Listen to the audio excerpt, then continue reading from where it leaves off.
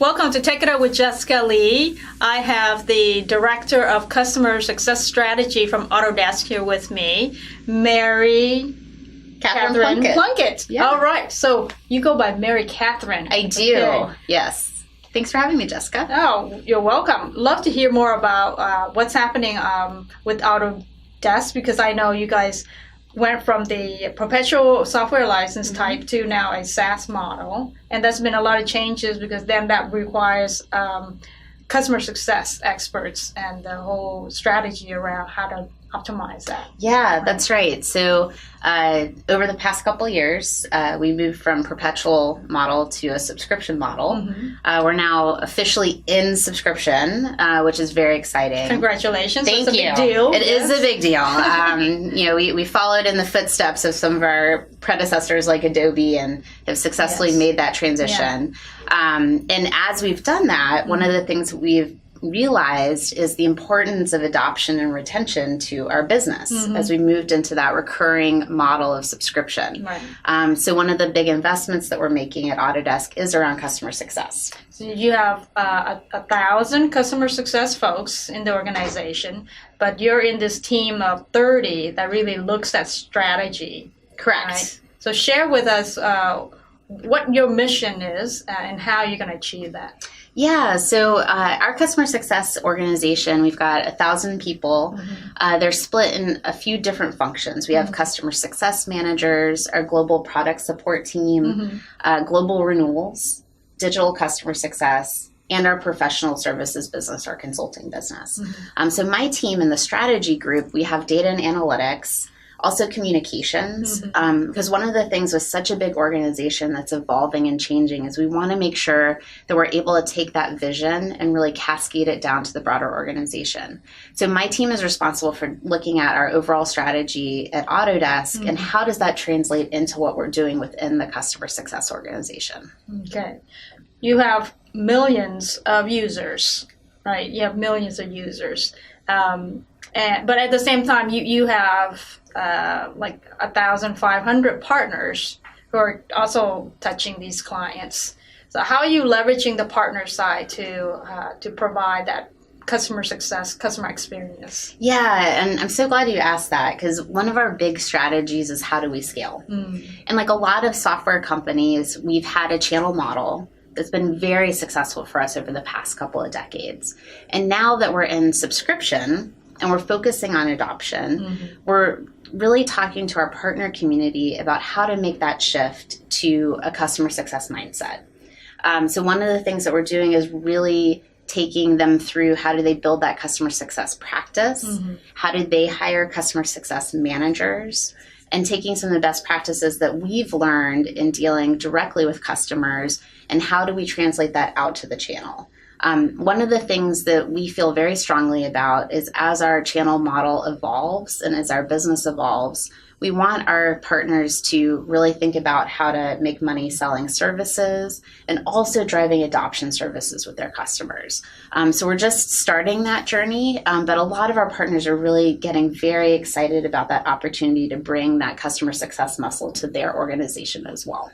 So how do you do that? How do you take the telemetry, the data that you actually are getting, and then somehow sharing that with the partners and enabling them to do the success part? We have one tool that we give them, which is our customer Lifecycle dashboard. Okay. And what this is it's a way that they can see all of their customers that they have on subscription and how are they tracking through their life cycle. And our data science team has actually developed scores to highlight when is a customer adopting the product, when are they disengaged, when are they dormant, and then also what's their retention risk. So looking at when they bought their subscription, what's the risk associated with them not renewing?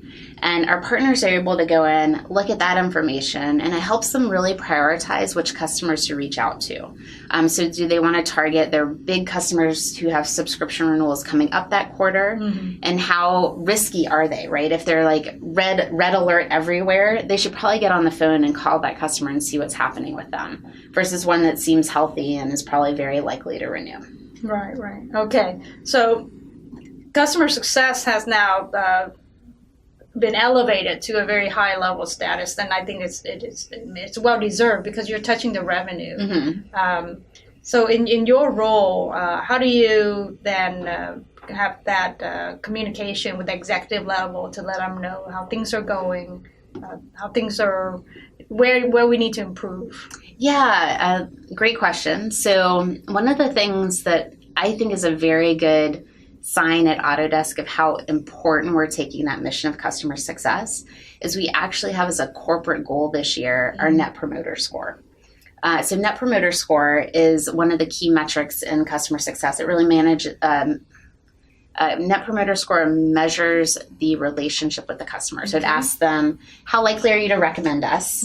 And then based on that, we bucket them into promoters, passives, and detractors. And all the way up at the CEO staff level, they've adopted that Net Promoter Score as one of our core metrics as an overall business. And in customer success, we're really trying to drive that mindset across the organization. So if we're starting to get a lot of detractors, we want to understand why. Why are they leaving us? What are their concerns? What are the proactive things that we can do to mitigate those issues within our customer experience?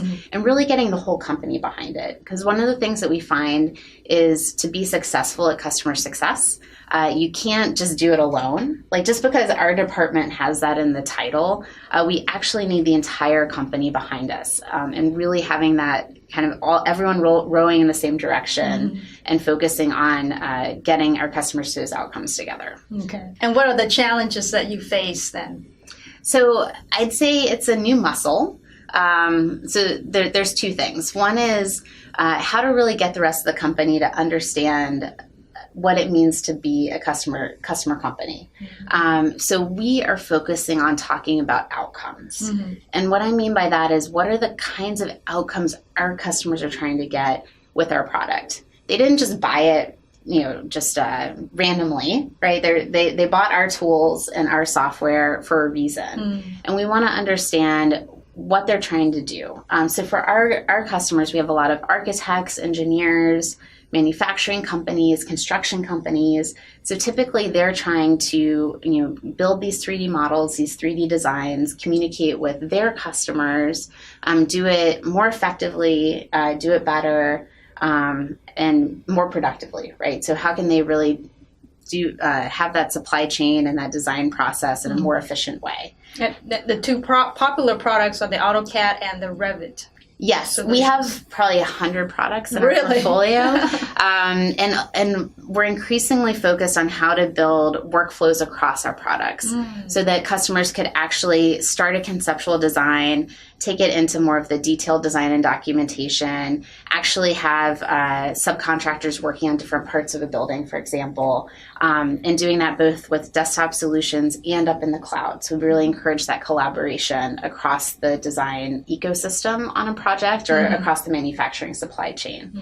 And that, in order to really get customers to adopt our products more, that's where we want to focus on outcomes.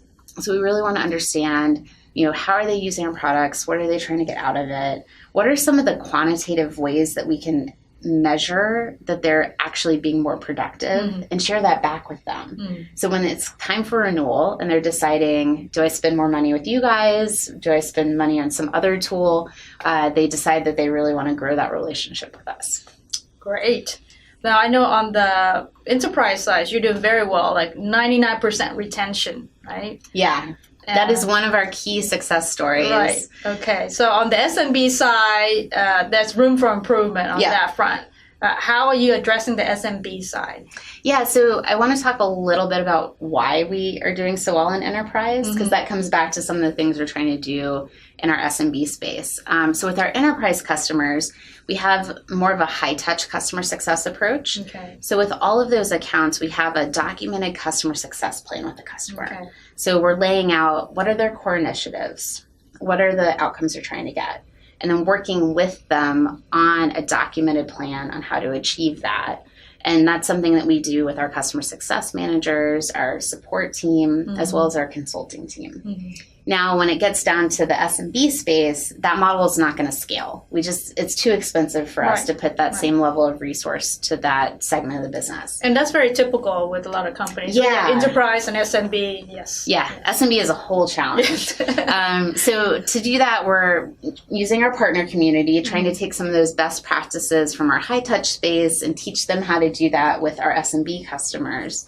And then we're also using digital. So one of the things that we're very focused on is how to create that digital experience for a customer that maybe in the high touch space, we might have a support expert coming in and talking to them about a particular tool and a workflow that they're trying to optimize.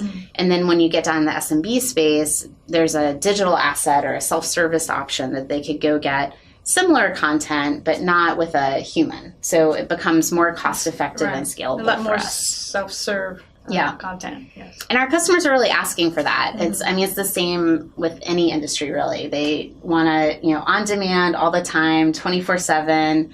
They don't necessarily want to wait a month for that webinar to come up. So we're really exploring ways to provide more of that self-service online experience for them. Okay, wonderful.